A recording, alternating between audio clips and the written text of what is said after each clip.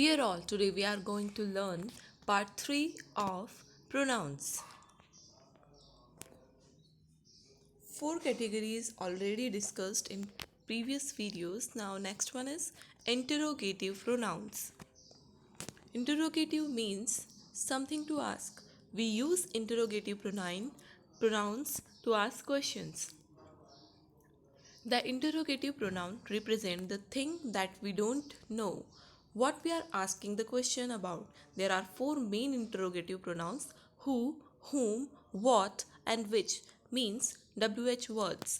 The possessive pronouns whose can also be an interrogative pronouns. An interrogative possessive pronouns means whose work as an interrogative as well as a interrogative possessive pronoun.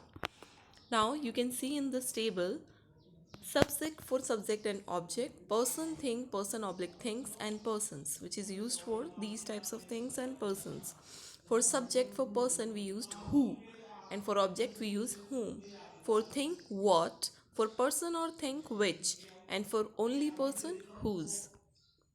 Examples: who told you? Then the answer, John told me. It's a here John as a subject and who also used as a subject. Whom did you tell you? I told Mary as a object. What's happened? An accident happened? It's subject. Next one is relative pronouns. Relative means something to relate. A relative pronoun is a pronoun that introduces a relative clause. It is called a relative pronoun because it relates to the word, that is modifies. There are five relative pronouns: who, whom, whose, which, and that. Who as a subject and whom as an object are generally only for peoples. Whose is for possession, as we previous understand in interrogative pronoun, which is for things that can be used for people, and things and edge subject and object is defined relative clause. Relative pronouns can refer to singular or plural, and there is no difference between male and female. Okay, so point number one, there is no difference between male and female. These are used for both and can refer to singular and plural both. Now some examples are given here.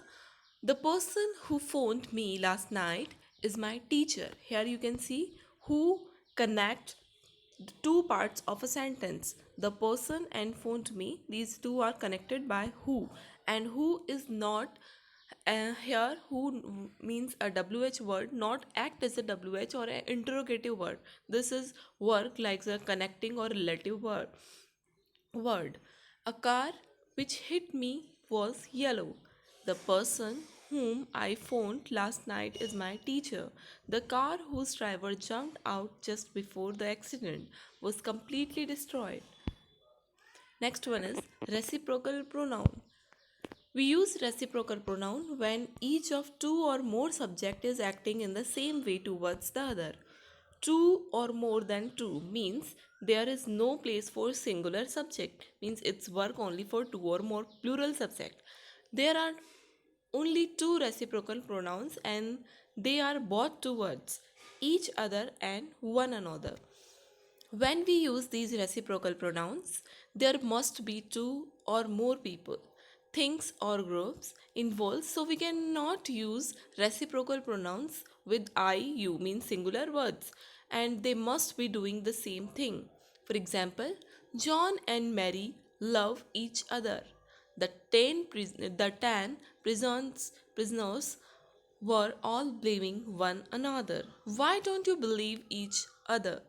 So, two major and main things. First one is not applicable for singular, and second one is doing the same thing. Next one is indefinite pronoun. As a word, it's not defined, means it's used for common, not for specific. And indefinite pronouns does not refer to any specific person, thing, or amount. It is vague and not definite. Some typical indefinite pronouns are, you can see in this table, for singular and plural. For singular, another, anybody, anyone, anything, each and either. Everybody, everyone, everything, much, neither, nobody. No one, nothing, one, somebody, someone, something. Means these are indefinite, not a specific word. These common for all. I'm talking about somebody, means somebody, anybody can be. So this is not a specific word for a specific person or thing. For plural, both, few, many, others, several, these words are used. All, any, most, none, and some can be singular or plural depending on the phrase that follow them. Note that many indefinite pronouns also function as other parts of speech. Look at another in the following sentences. He has one job in the day and another at night. So this here another work as a pronoun. I do like another drink. I would like another drink, please. So here another used as an adjective, not for pronoun. Most indefinite pronouns are either singular or plural. However, some of them can be singular in one context and plural in another. Notice that a singular pronoun takes a singular verb and that any personal pronoun should also agree in number and gender. All is forgiven, all have arrived. So if I'm use a singular pronoun, then also a singular verb is mentioned there. We can start the meeting because everybody has arrived. John likes coffee but not tea. I think both are good. So these all types and all categories of pronouns are completed. I hope you understand very well. If not, then you have to revise all three parts again. So all the best and thank you.